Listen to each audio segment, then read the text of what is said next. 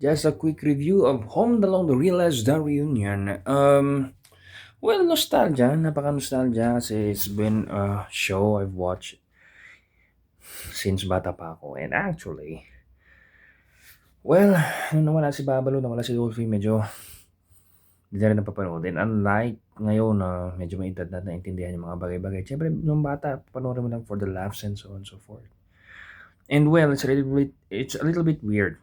I don't know if it's to the transition or official ba pinalabas na panaginip lang yung Home Along the Airplane, Home Along the Airplane, Home Along the Airport, pero meron yun Home Along the Riles.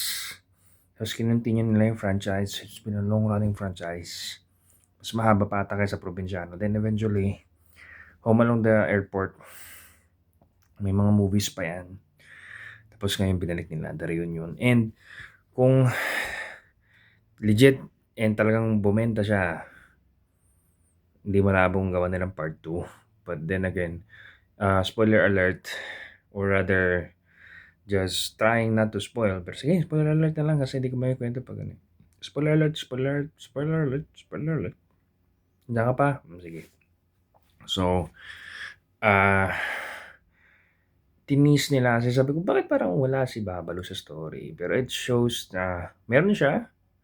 Hindi lang nila pinakita dun sa unang part. But of course, wala na talaga sila physically, or in other words, patay na sila. So, what they are showing up are edits lang, parang ginawa nila sa Star Wars kay Padme, or yung sa Showtime na pinalabas sila Red for White at yung mga comedians na edit lang, CGI or deepfakes, in other words, deepfakes.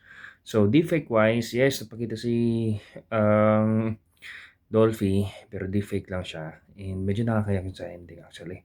Lalo na yung sa credits kasi talagang pinakita nila yung parts ng shows. And I feel so old knowing the show. But anyway, nostalgia wise, it's a 10 over 10. But transition wise, color wise, it's good. Transition wise, para siyang pinagtagpi-tagpi lang na episode.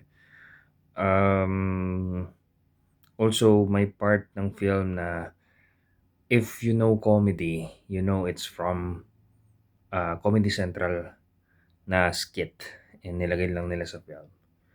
And well, so are other things. Ganun naman nangyayari minsan pag hindi mo alam yung references, then hindi mo alam na hindi siya original or hindi siya ano. Pero when you know the references, then alam mo, they got it from somewhere, then put it in their film. But anyway, so yeah, I'll give it a 7 over 10. It's a good nostalgia show.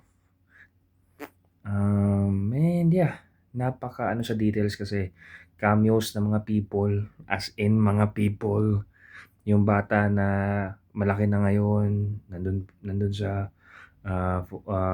movie, yung mga cast nila na been part of the film, nandun din yung mga patay na pinalitan nila ng mga buhay. So yeah, very very fine. I might give it an 8, but sa transition ako na weirduhan, so 7 over 10. Yun lang.